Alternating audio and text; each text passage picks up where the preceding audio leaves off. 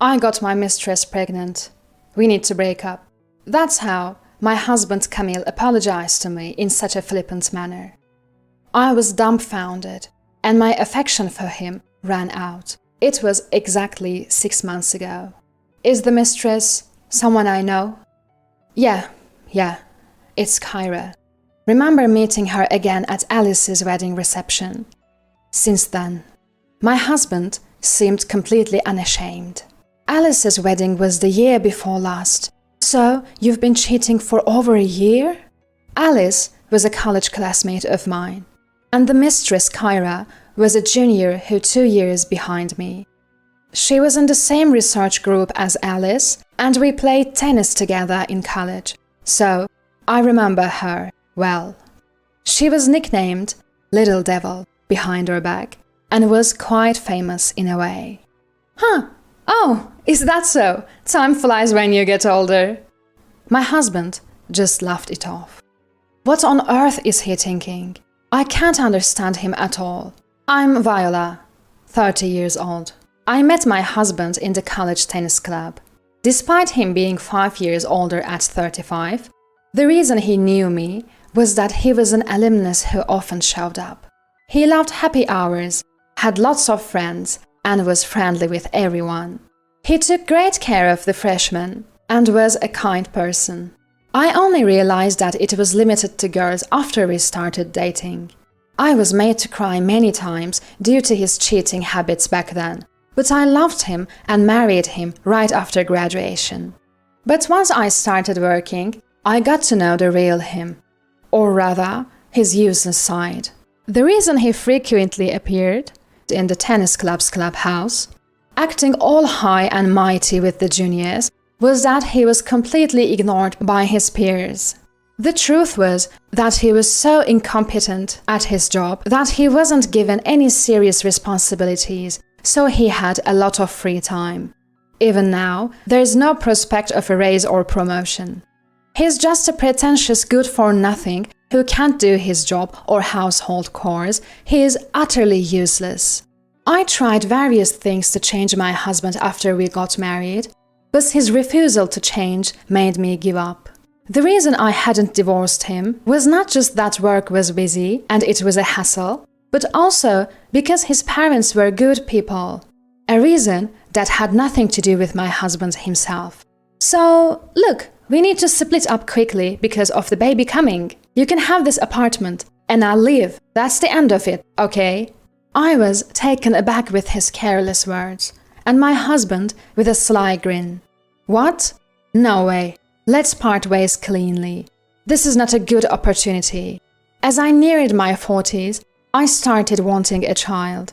I had graduated college and started working as a full-time employee. I was earning more than my husband, and my company had great parental and maternity leave benefits. I was ready for a baby, but it wasn't happening, and it was heartbreaking. There was no love left for my husband, who had an affair and got the other woman pregnant. I wanted to completely and cleanly end the relationship. What made me even angrier was that he didn't apologize at all. He just spoke his needs and demands without any remorse. It was clearly time to end this unpleasant relationship that had lasted for years. We'll involve a lawyer, ask for compensation, and divide the property. Of course, we'll request something from Kyra too. What? I don't have that kind of savings, and Kyra's pregnant. I don't want to stress her out. Well then, why don't you take on the debt and pay for it yourself? It's your affair that caused this separation, so take responsibility properly. When I glared at my husband, he raised his hands in surrender. I guess I have no choice. Maybe my dad will take on the debt for me. With that, I moved forward with the divorce and hired a lawyer. I received multiple calls from my in-laws, pleading and begging me not to leave. My father-in-law even cried, saying, "If Viola leaves him, he's finished."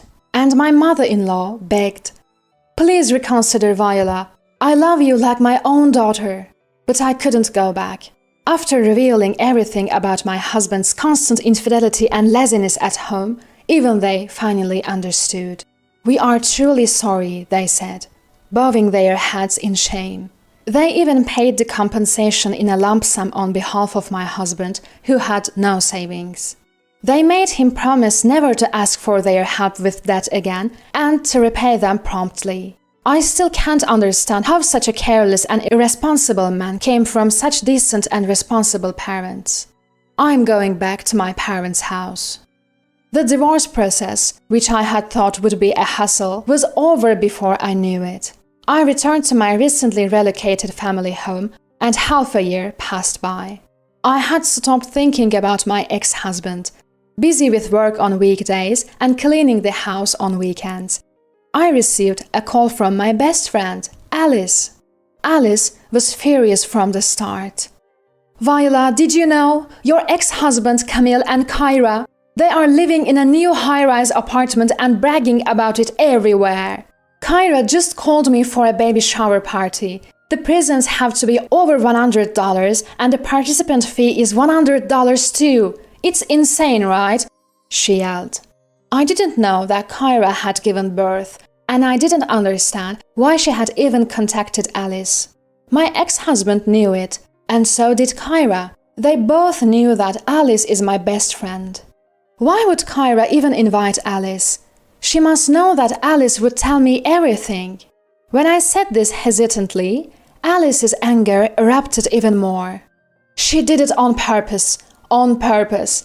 That horrible woman said, 'I'm so happy now, thanks to Viola breaking up with Camille.' Can you believe she would tell me that? She's the worst kind of person. I want to put her in her place somehow."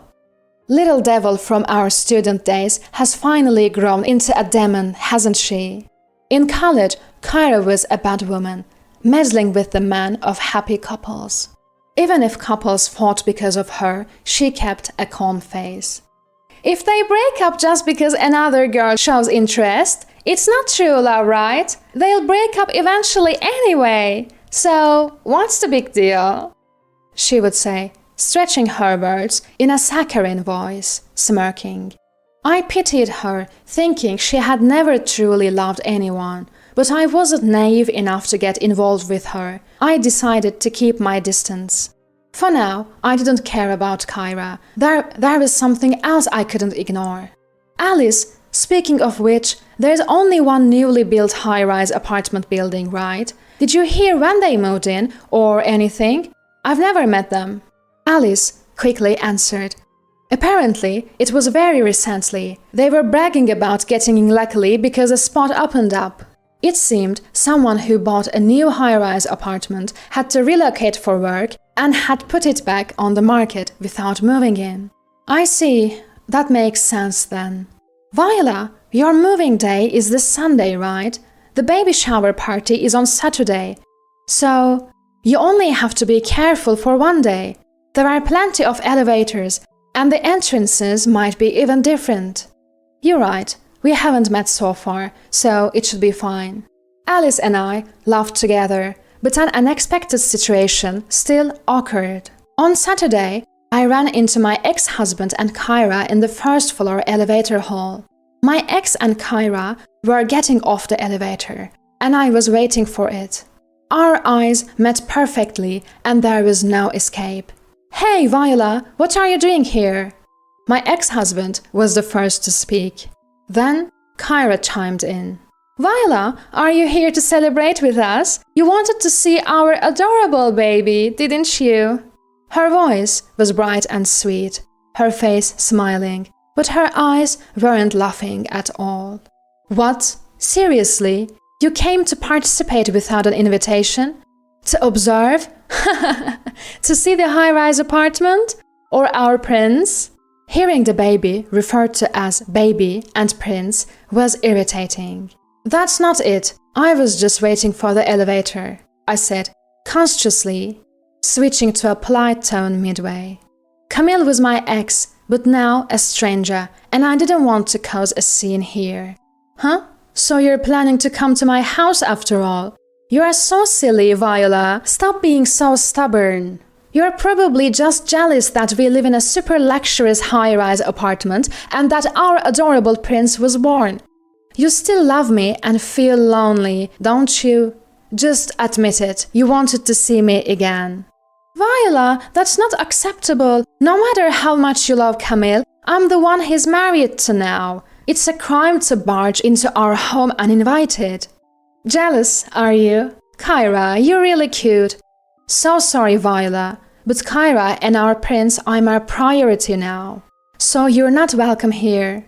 I hadn't seen my ex-husband in 6 months, and his thoughts were as outlandish as ever.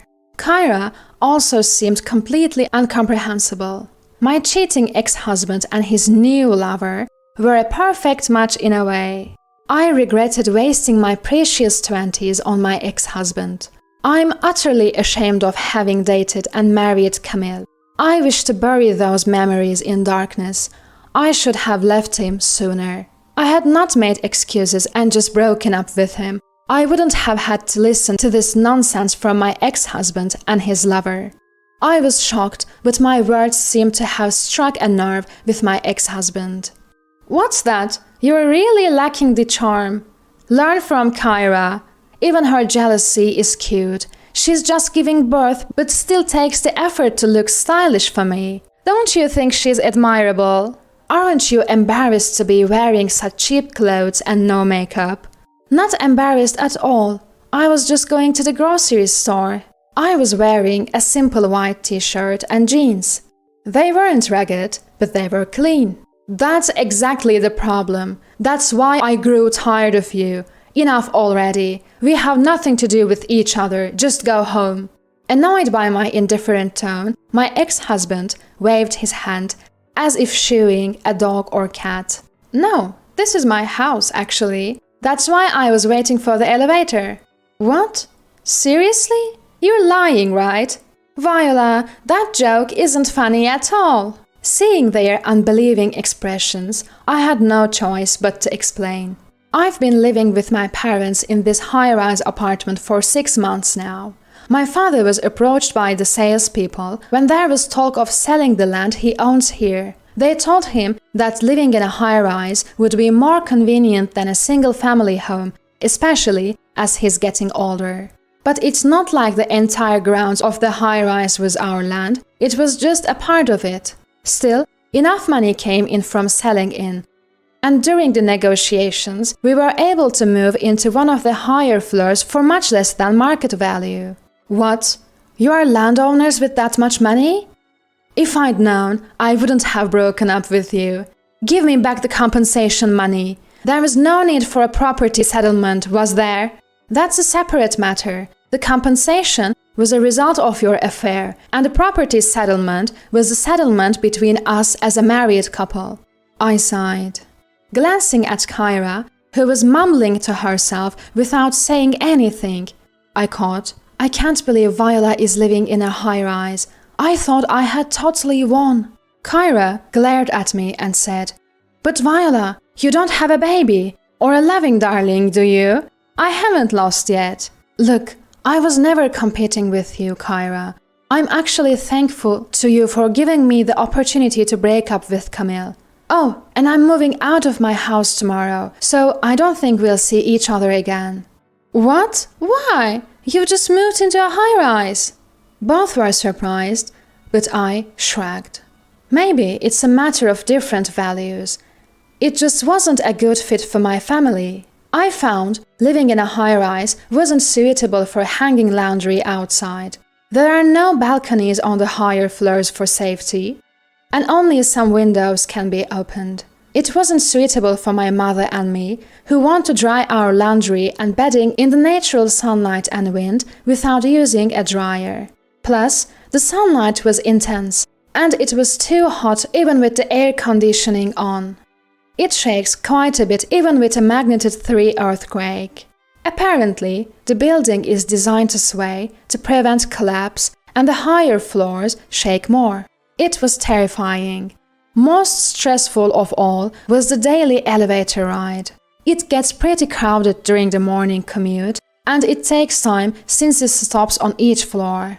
The advertised 3 minutes walk from the station ends in the elevator. We were too bothered by the drawbacks unique to high-rise living, so we decided to live in a regular house with a garden after all. Luckily, our apartment sold quickly at almost the same price we bought it for.